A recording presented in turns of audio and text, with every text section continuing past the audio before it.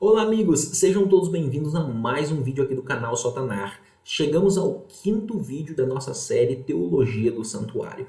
Hoje nós vamos falar sobre uma perícope muito especial. Nós falaremos sobre Gênesis capítulo 28, do versículo 10 até o verso de número 17. Bom, deixe-me compartilhar com você o PowerPoint que eu preparei para estudarmos hoje. Lembrando a você que esses materiais estão sendo disponibilizados no grupo de materiais do canal Sotanar. Então, se você não está nesse grupo, o link para a entrada nesse grupo estará na descrição e lá nós temos o André, que cuida deste grupo, e o André posta os materiais que aqui usamos. Não postamos todos, mas alguns dos materiais que aqui usamos nós postamos lá para vocês, tá certo? Então, se você quiser ter acesso ao material de hoje, é só você entrar no grupo e receber. Um outro detalhe é nos acompanhe no Instagram para que você também receba notificações e informações a respeito de simpósios, palestras, novos vídeos no canal, tá certo? Nos acompanhe lá no Instagram. Bom, vamos lá, sem mais delongas, nós vamos falar hoje sobre o santuário celestial e terrestre em Gênesis 28, de 10 a 17. Bom, amigos, hoje nós vamos ver basicamente dois pontos. Primeiro, a aliança de Deus com Jacó. Segundo, o santuário, celestial e terrestre e sua função na perícope. Será que nós podemos falar de um santuário celestial, um santuário terrestre nessa perícope? E se podemos, qual é a função? Bom, é disso que nós iremos falar. Eu gostaria de começar aqui falando um pouco do contexto amplo para vocês, só para vocês se situarem e terem uma ideia, mais geral sobre o contexto e quem é Jacó. Bom, quem é Jacó? Jacó é filho de Isaac, neto de Abraão. Sua mãe é Rebeca, então ele é fruto do casamento entre Isaac e Rebeca. Você pode ver isso no capítulo 24 do livro de Gênesis, certo? No capítulo 25 nós somos informados que Rebeca fica grávida. E ela fica grávida de dois meninos. O nome de um é Esaú, que é o primogênito, o mais velho, e o mais novo é Jacó, do qual estamos falando hoje. Foi dito para Rebeca que o mais velho serviria ao mais moço, ou seja, Jacó teria primazia sobre Esaú, embora Esaú fosse o primogênito natural. Já próximo do final de sua vida, Isaac parece ignorar esta realidade, e nós, ao olharmos para o capítulo 27 do livro de Gênesis, Jacó chama Esaú e diz: Esaú, prepare para mim uma caça, porque eu vou te abençoar. Então Esaú sai para caçar, para trazer um animalzinho preparado para o pai e o pai abençoar ele. Neste momento aí, Rebeca, que escutou isso, ela diz para Jacó: Jacó, vai lá, busca um carneirinho que eu vou preparar, você vai levar para o seu pai como se você fosse Esaú e você será abençoado por seu pai. Isso foi feito. Jacó é abençoado no lugar de Esaú, e por conta disso Esaú fica transtornado, e Esaú decide tirar a vida de Jacó logo após a morte de seu pai. Pois bem, por conta disso, Jacó é orientado a ir para a casa do irmão da família de Rebeca, sendo o pai dela Betuel e o irmão dela Labão, então tio de Jacó.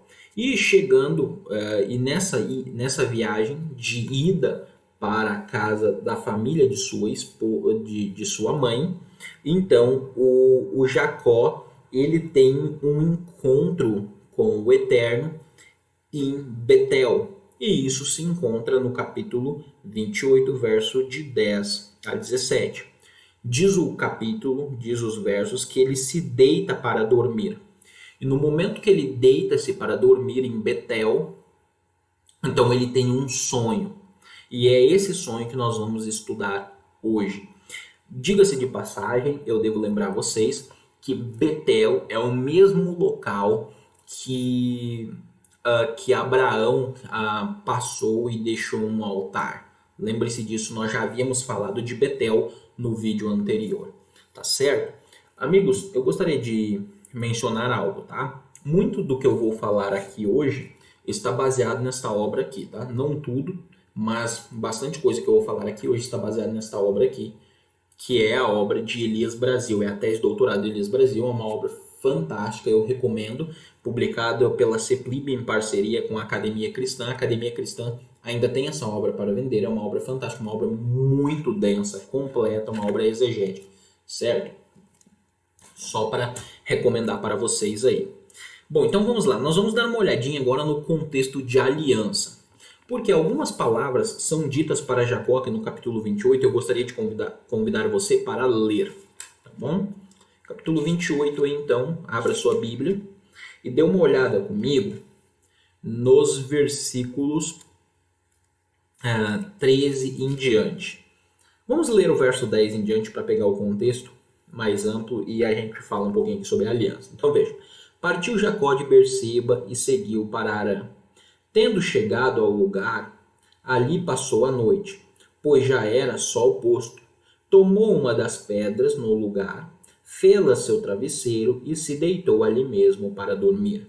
E sonhou, e eis posta na terra uma escada cujo topo atingia o céu, e os anjos de Deus subiam e desciam por ela. Perto dele estava o Senhor, e lhe disse: Eu sou o Senhor, Deus de Abraão teu pai e Deus de Isaque. A terra em que agora estás deitado, eu te darei a ti e a tua descendência. A tua descendência será como o pó da terra, estender-se-ás para o ocidente e para o oriente, para o norte e para o sul. Em ti e na tua descendência serão bem abençoadas todas as famílias da terra.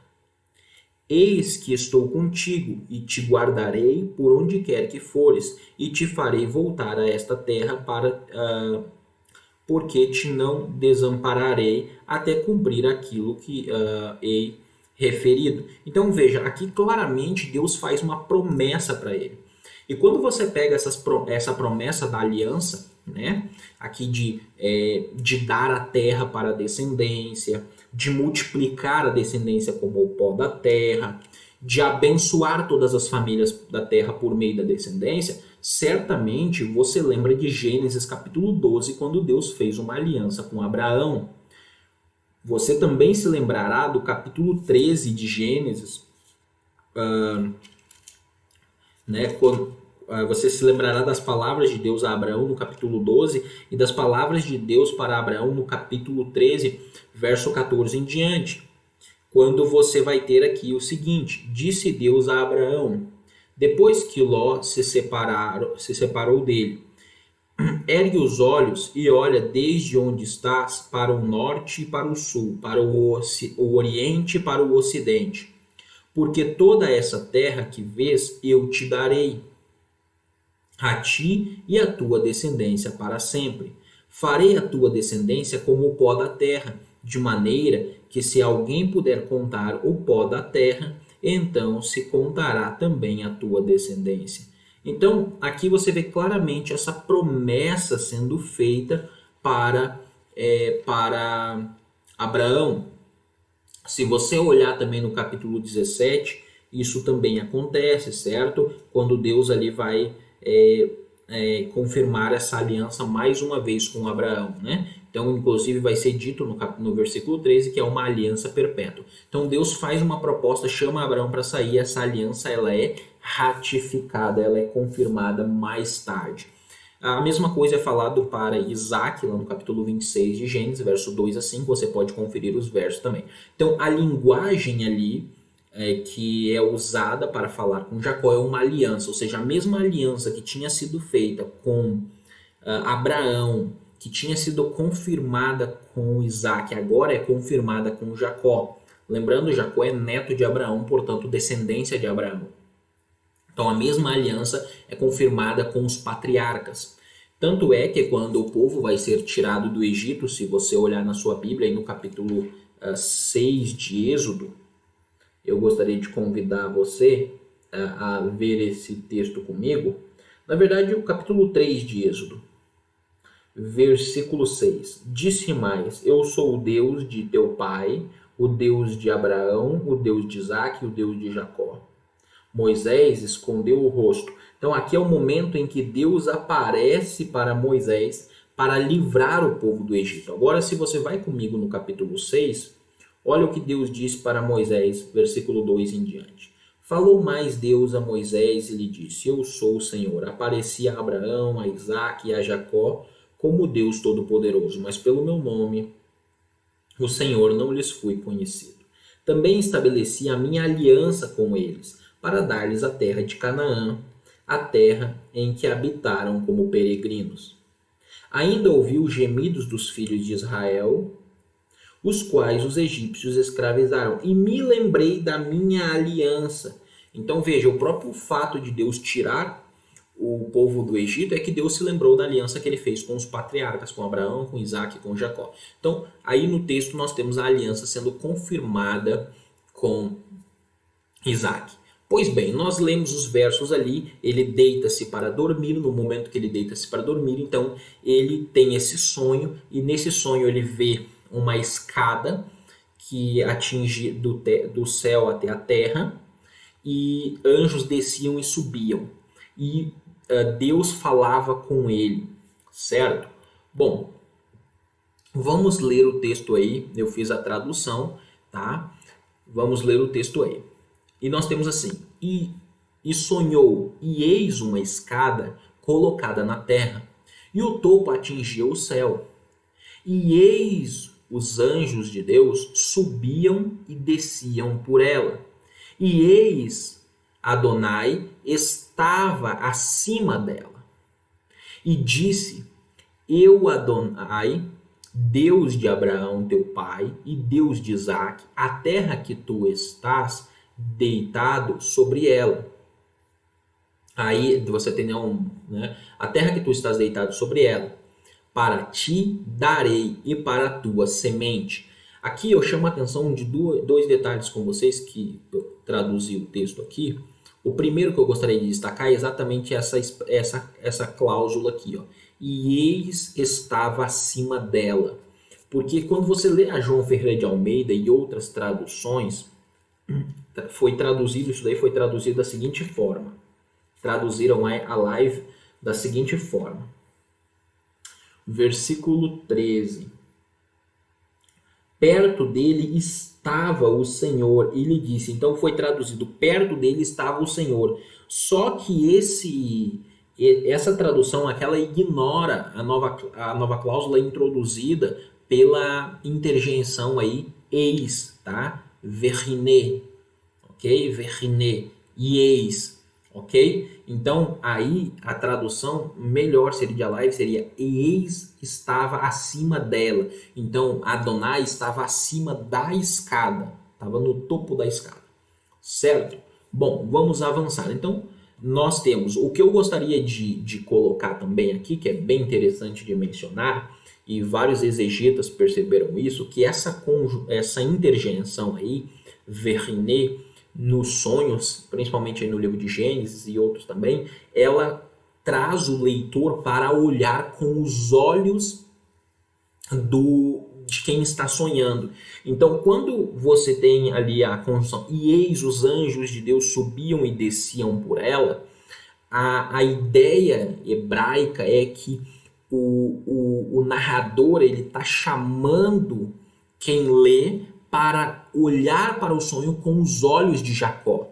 Ou seja, a partir deste momento, o que vai ser descrito é aquilo que Jacó viu, de acordo com o que Jacó viu, que ele vislumbrou. Então você e eu estamos sendo chamados por Moisés a olhar aquilo que Jacó olhou. Então nós temos: e eis os anjos de Deus subiam e desciam por ela.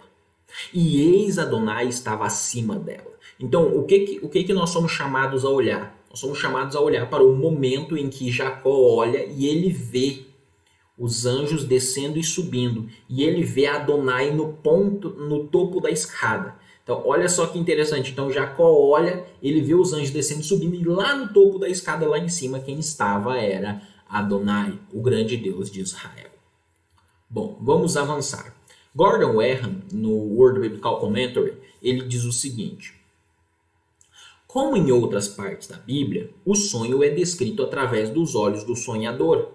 3 características do sonho são mencionadas aqui. Primeiro, a escada que liga a terra ao céu. Segundo, os anjos subindo e descendo. E terceiro, o próprio Senhor. Então, foi esses pontos que eu mencionei para vocês. Então, o Erham, ele muito bem menciona isso aí no World Biblical Commentary, certo?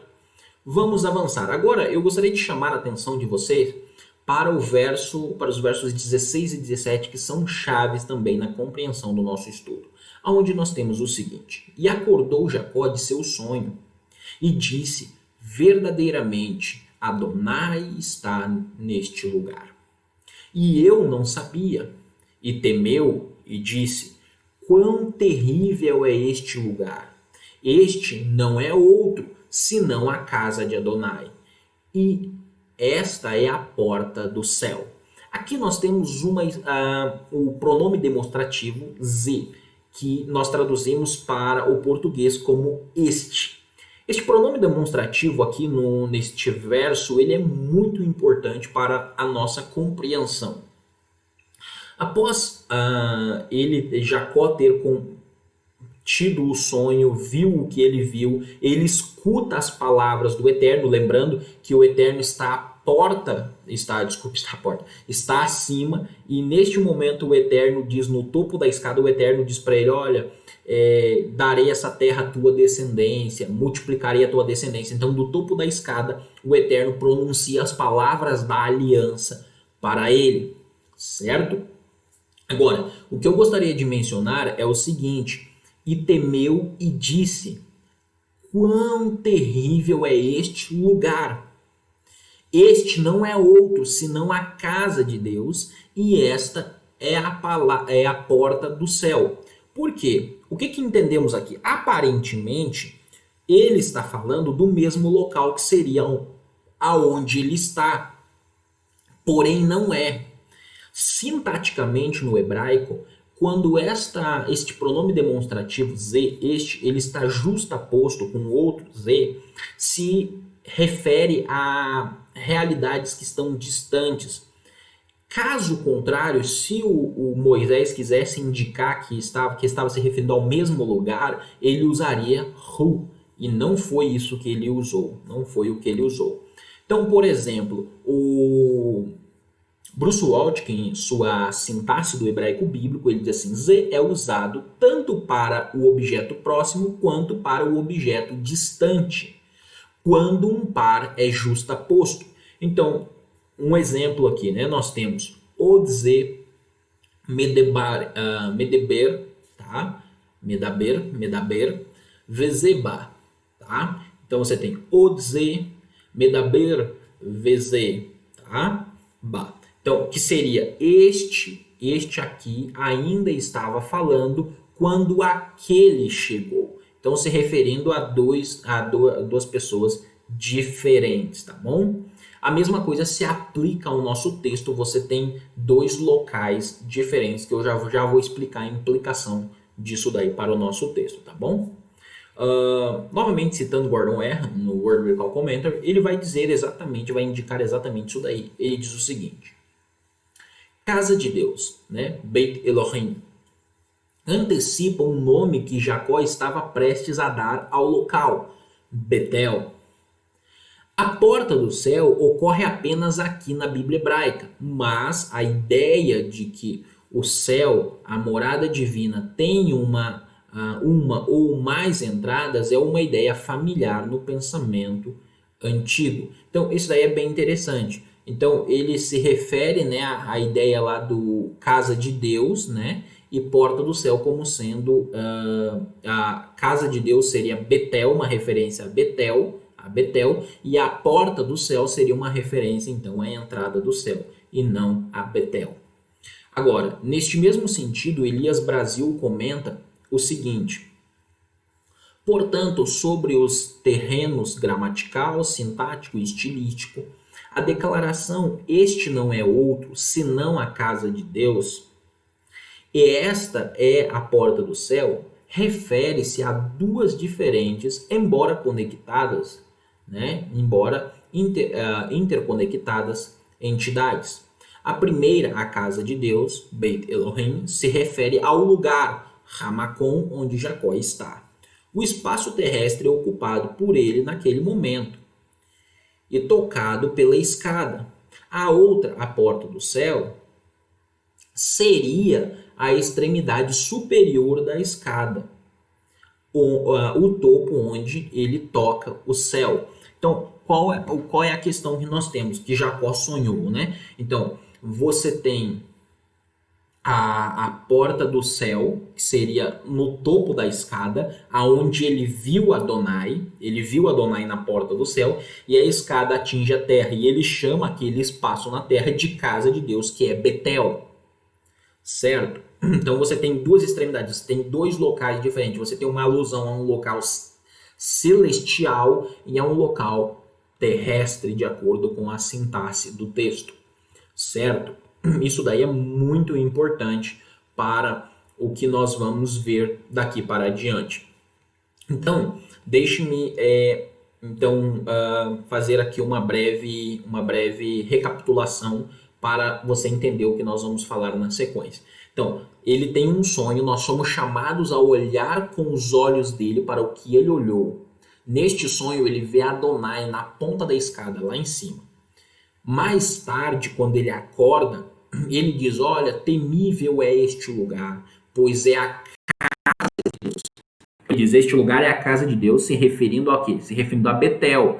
Aí ele diz assim: e esta não é outra senão a porta do céu, se referindo ao topo da escada.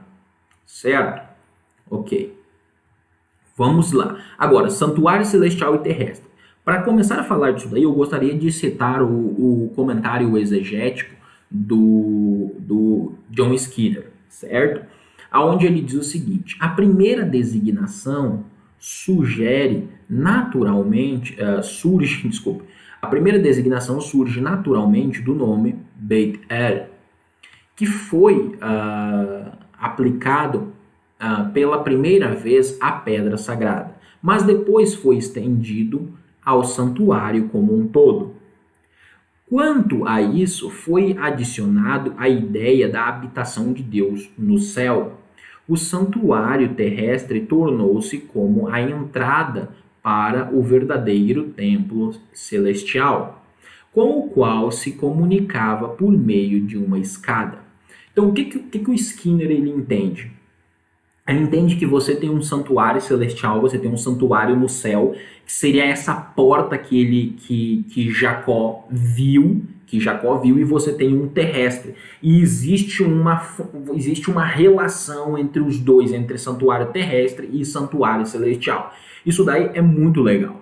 Agora nós precisamos relembrar alguns conceitos que nós vimos até aqui. Lembre-se, nada daquilo que nós estamos argumentando aqui, nós estamos argumentando no vácuo, nós estamos fazendo uma série sobre teologia do santuário.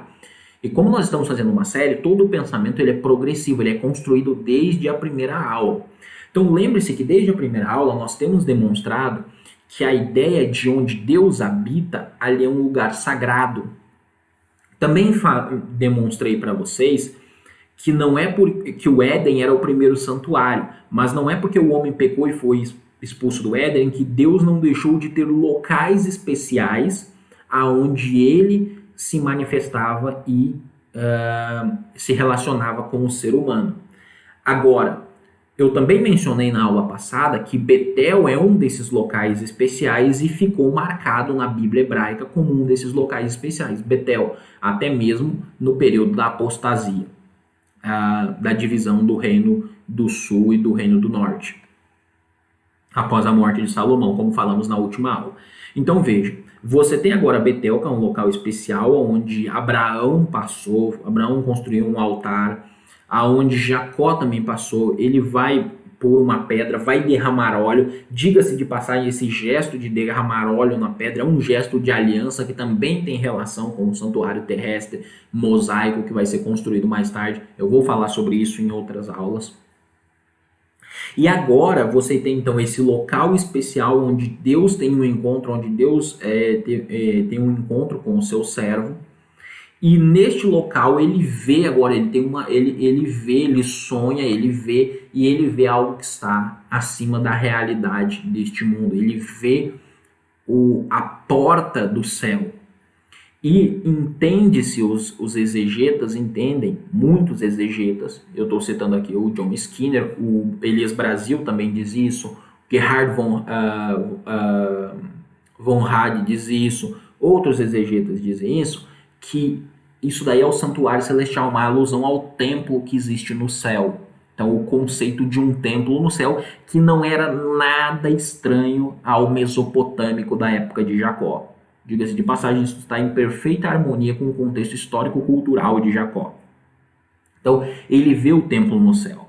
Então, nós teríamos um templo no céu e nós temos um local na terra que seria equivalente ao santuário terrestre, um local especial onde Deus se relaciona com o homem. Claro que não é um santuário terrestre nos mesmos termos do santuário mosaico, que vai vir mais tarde, tá certo?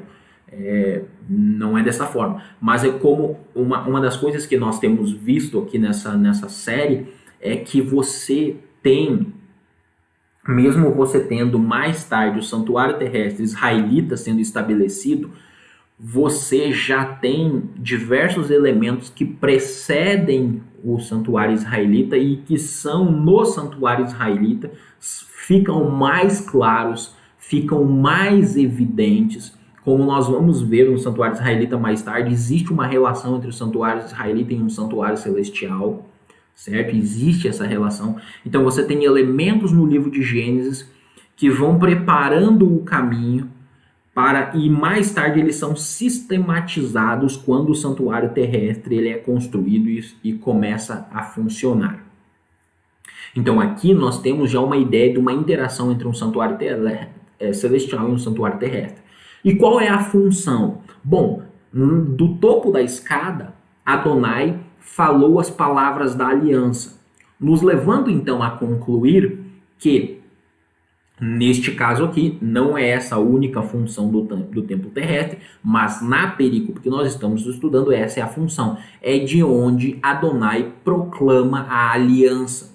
Então Adonai ele se relaciona com os seus servos a partir daí, e é a partir dessa posição de soberano, de senhor do universo, de rei soberano, que ele olha para o seu servo e ele faz a promessa da aliança. Então a função nesta perícope do templo celestial e sua relação com o terrestre é exatamente a ideia da aliança, tá certo? A aliança sendo levada para os homens que aqui estão na terra e relacionam-se com Deus nesse local específico.